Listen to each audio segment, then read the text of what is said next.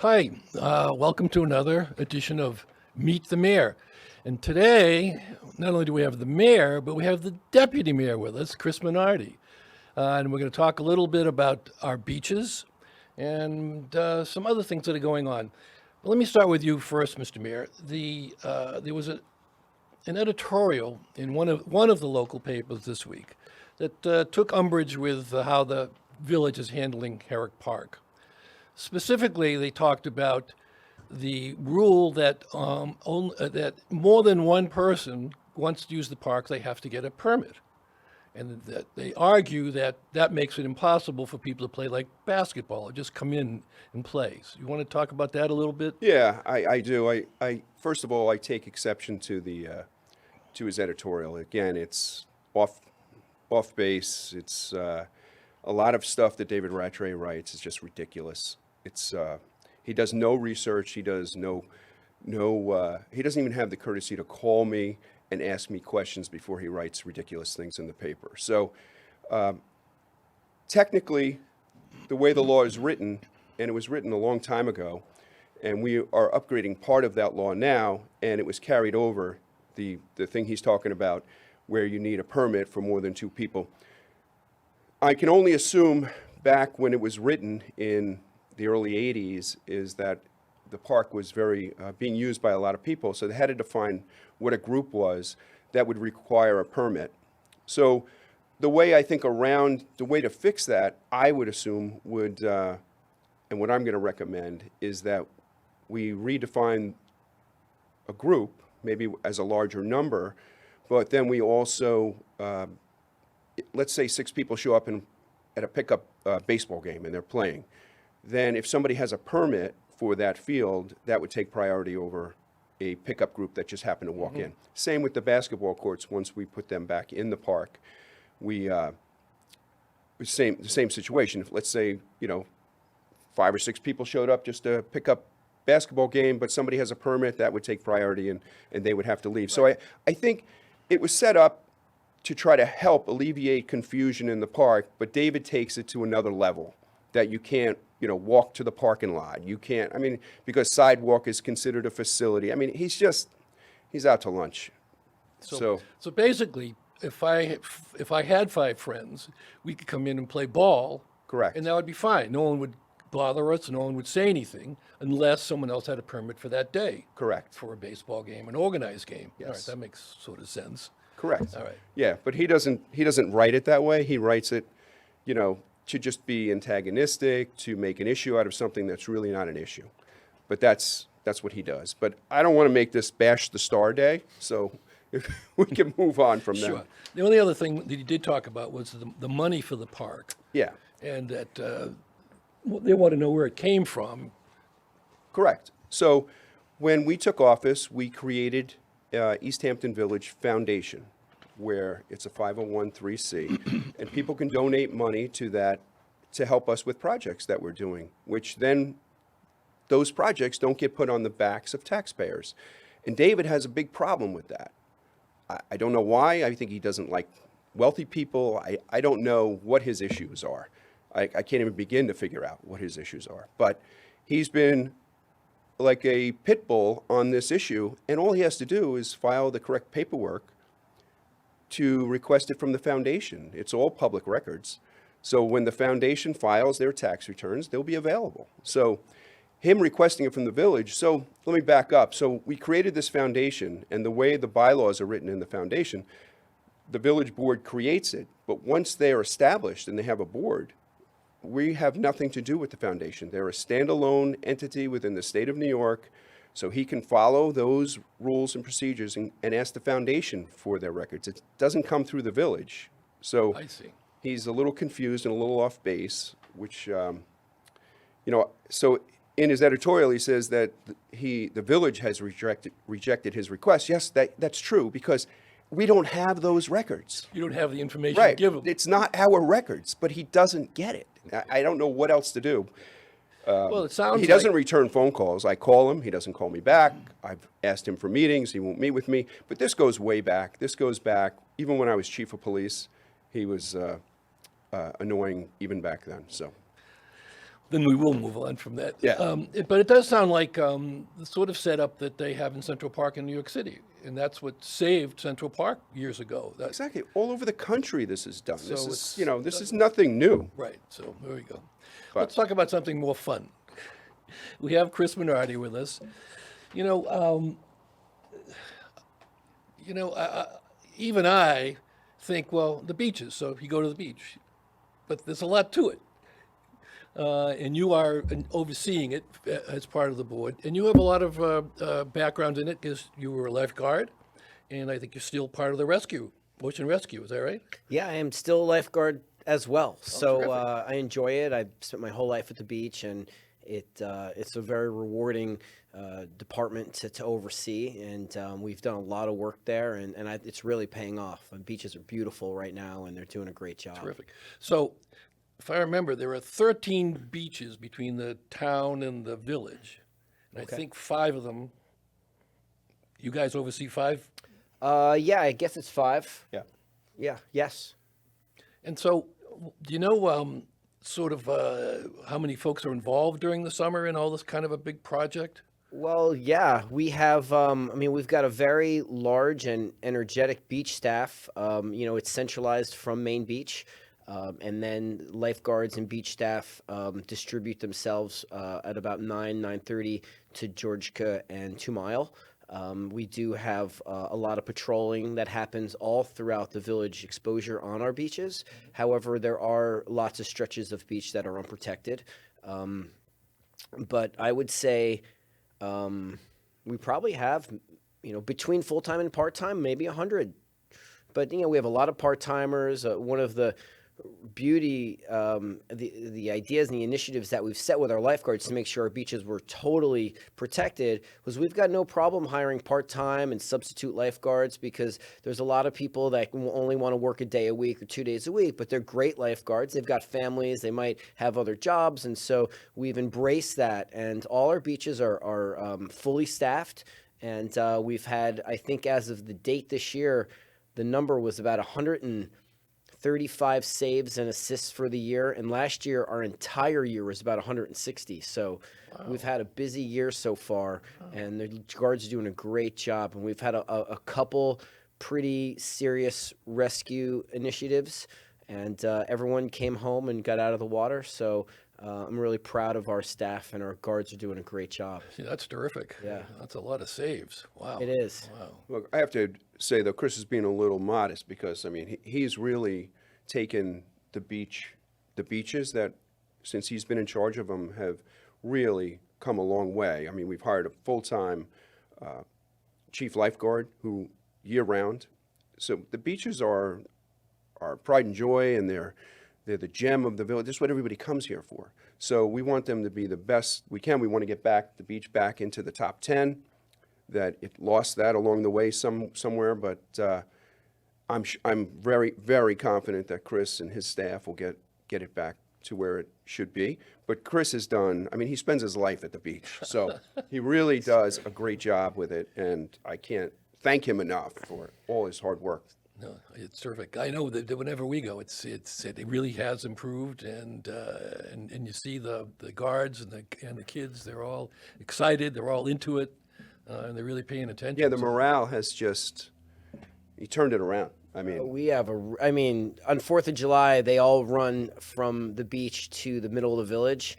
And I think almost every employee that we had, even if the ones that weren't working that day, they all showed up early. And we've got great photos. It's a really special moment. But, every year we're looking to improve the beach. ADA, every year we're adding ADA requirements. We're adding parking spots. We're taking signs down. We're organizing the beach, trying to streamline it, but also, make it user-friendly. We're spending money on bathrooms and decking and signage and quality of guards. We've got the best guards in the country, I think. We've got a really great team. We've got wonderful equipment, jet skis and quads, and the police help us out, the DPW. It's a team effort with the village because I agree with Jerry.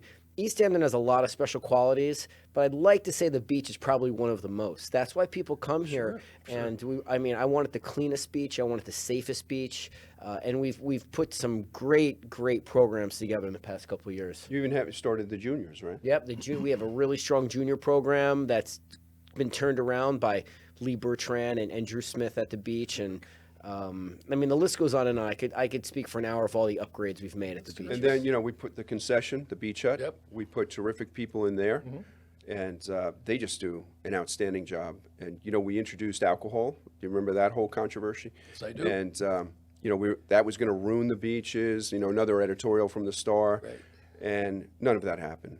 People. Well, first of all, you can only drink on the deck. Correct. Okay, so that takes away the problem of the beach itself. But we had said all this when we were doing it, and it's just another amenity that can, people who are on vacation, they're having something, they want to have a cocktail with their lunch. It's not a big deal, so it's very nice. Good, terrific. So, now, the other issue that sometimes causes problems is the beach passes. And I see this year you're going to have half beach passes, Parking passes. parking passes. Now, people can come to the beach. Beach is free for everybody. Beach is free to anybody. They just can't park there unless they have a ticket. This has been a very interesting subject that the whole board, especially myself, I'm extremely sensitive on. I want as many people to come to the beach as possible, but we have to also protect the integrity of the village and the village taxpayers, where if they want to go to the beach and park, that they have that access to, and it's easy. So it's a fine line of trying to massage around the parking. However, we've introduced half-season parking because a lot of people rent and they might not want to buy a full season, which has really been a home run. We've introduced a discounted rate to town and local residents that might not want to pay the $750. They pay the $500, and I'll tell you, that day was a great day. I can't wait for it this coming year. I was there all day. yeah, I don't know if you remember what we did is I do. You had a end of day January, for us.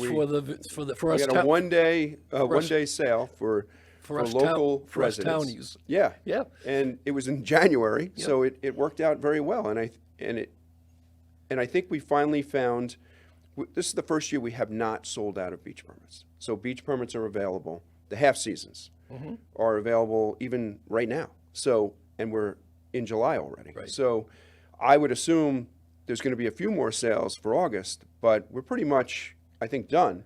Yeah. And we haven't sold out, which is great. That means I think we finally found the spot. That equilibrium. Right, we didn't know exactly how high to pierce until we got there. And one thing to add, we still have daily parking. The entire 4th of July weekend, which was beach weather, the lot was never full. And every single day we had available spots, every day, even the weekends. So again, we are welcoming anyone that wants to come to the beach and park. However, again, there's the circuit free ride. We've got brand new bike racks. The village municipal parking lot is 1 mile away. I mean, think about it. If you live in the city, you walk a mile to park your car. So, we're really trying to encourage people, please come to our beaches, enjoy our beaches. They're free. Get a ride, get an Uber, park in our daily parking, buy our monthly passes, buy our seasonal passes. We want everyone to come there. The beach is big enough. We just don't have a lot of parking. Well, you only have so much space, and that's what you can do. But to know that there are spaces available, come on down to the beach. Absolutely. Terrific. The other thing you mentioned a little bit was the ADA initiatives. That's American Disabilities Act. Talk a little bit about what you've done there. So, when we first took office, I was not really fully aware of what the beach had for handicap access, because I'm not handicapped. And I talked to Tom Prieto. He's our chief building inspector, and I believe he heads that division, or he has a lot to do with it. He's always helping me with some ideas. And so I said to Tom and Drew, our head lifeguard, every year I want to increase ADA. Every single year. What are we doing? What are we putting in the budget? So every year we're expanding those blue mats down, which this year we extended again. And next year I want to take them down a whole nother length. We just replaced our shower system at Main Beach with ADA touchless and automatic showers and foot washes. That's amazing. We've rearranged and added more handicap parking spots. A lot of our spots also have that access area next to the cars so that you can open your door and get your wheelchair, whatever you have, out. We've rearranged the parking spots on the east side of the lot, adding more. We've got our wheelchairs for people that need wheelchairs. We've got our lifeguards. Every day the lifeguards are told, if you see somebody that needs help, please help them. They appreciate it, and the village is a better place for it. So these are just a couple of things that we're really trying to do every year to add to the experience for everyone. And if you are handicapped or you have some special needs, that we want you to come to the beach, because Main Beach is the only area around with a big pavilion that's public, where if you've got a hard time walking, or who knows what your disability is, you're embraced and you're welcome, and we want it to be easy, and it's a great place for everybody. Terrific, thank you. The other thing that I find interesting is the K-38 jet ski training. You see the guys on the jet skis, and you just think, well, they drive the jet skis, but they're pretty rigorous training they have to go through to use them, as I remember. Yes, so all of our jet ski operators had previously gone through a jet ski course, which is a really good course, but we wanted to take it up a notch this year and make sure that our beaches are the safest beaches in the world. We want to make sure our jet ski operations are the best we can possibly produce for our residents and non-residents, for everybody. So we brought in the best jet ski training in the country. It might even be the world. It's called K-38. The operator is located out of California, but she's in Hawaii. She does the military. She does everywhere in the world. And if you ask anyone that knows anything about jet skis, that is the crown jewel of jet ski training. So we brought them out, and we've got, not only did we get about 8 to 10 guards jet ski K-38 certified, but we also put our main jet ski operator through a instructor's course. So now we can give that course to all of our other jet ski operators. And we have by far the most talented jet ski operators, I think, in the country. And it's located at Main Beach. I was told by her, Main Beach is the only beach in the East Coast that is K-38 certified. They do have I looked it up. They have a very rigorous course. It's like 5 steps that you have to go through. And it's a dangerous craft. Jet skis are very dangerous. I'm jet ski certified, and it's not a toy. And if you can roll that ski, it can hit you. You need it when there's big waves. That's correct. So it's a very dangerous piece of apparatus material, and you got to be careful with it. So especially you're not using it in calm waters either. Yeah. It's not like you're on vacation and you're driving one in a lake. I mean, this is, That's it. when you need it, it's usually really rough surf. So, And those guys really have to know how to use that thing. And as I saw, the training was fantastic. yeah, no, they do a great job, and it was very rigorous training, and I'm really proud of our guards, and that was a wonderful, wonderful addition to what we've been doing at the beach. Terrific. Now, the other thing I hear about is the drone. And I also understand you have to be FAA certified to use it. So tell me a little about that.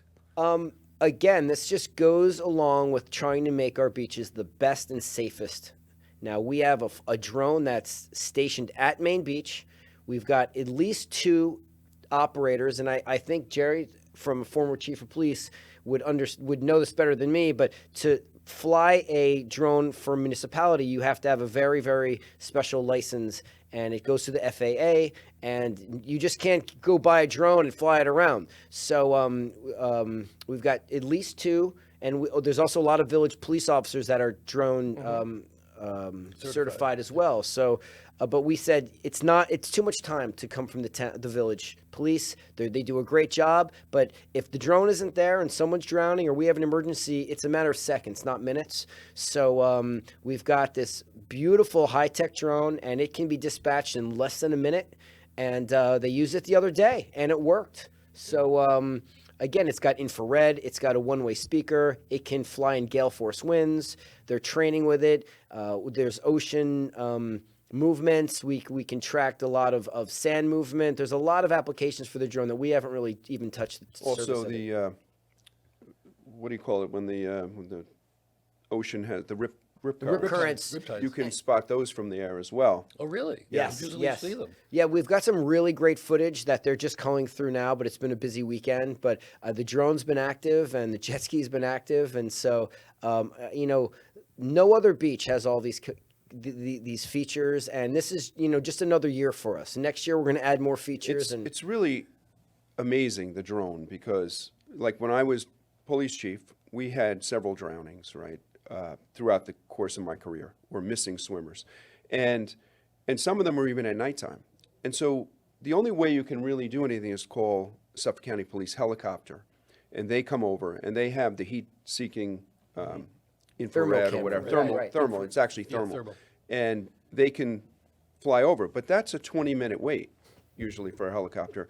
They used to station them in West Hampton, but you're still 15 minutes out. So this, you could put up a drone immediately and hopefully spot, the person in the water. So If you look at the camera, it's great because the water's cold. The water is about low 60s, and a person's body temperature is close to 100. Right. And so when you look at the thermal camera, it's a big white dot, and it's very hard to miss. And so it's very, very important and helpful for these guards to see. You can see a person very easily on this drone thermal imaging camera. That's terrific. Well, it really sounds like you have upgraded. As I said before, all the folks I see there, they really seem to be really into it. And you have the equipment and you have the will, which is really the most important, I think, to get this thing done. One last thing on that is the restrooms. And I understand you have a plan for upgrading the restrooms at the... yeah, we're looking at pricing for that right now. And this came because of the renovation we did to Herrick Park bathroom. I don't know if you've been in there, but I have. It came out beautiful. And, It we is. have all subway tile in there, and the fixtures are very, very nice. So we wanted to do the same for our beach location bathrooms. So we're in the process of getting pricing on all of that. So that's really what's going on with that. Terrific.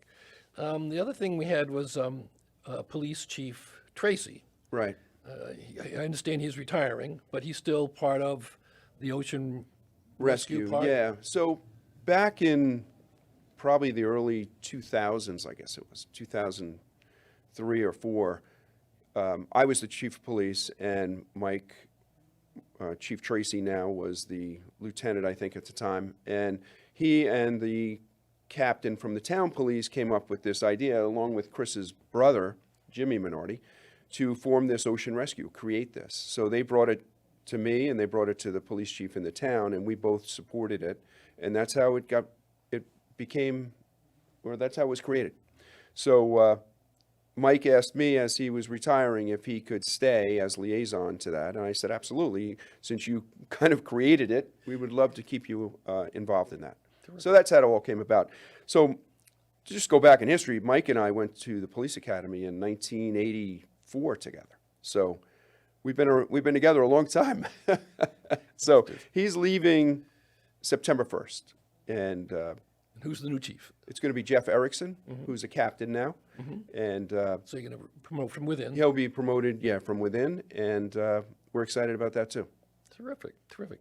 Well, thank you both for coming. It's really been terrific. Anything else on your mind? Did anything we missed that you want to No, I talk don't about? think so. I think Very I good. took care of the star pretty good today. I So. thought that went pretty well. Yeah. And Chris, thank you so much, and you're doing a terrific job. Thank you. Thank you. Join us again next time. We'll meet the mayor. Thanks for coming and watching, and have a rest of the good summer for everybody. Thank you. Thanks, John.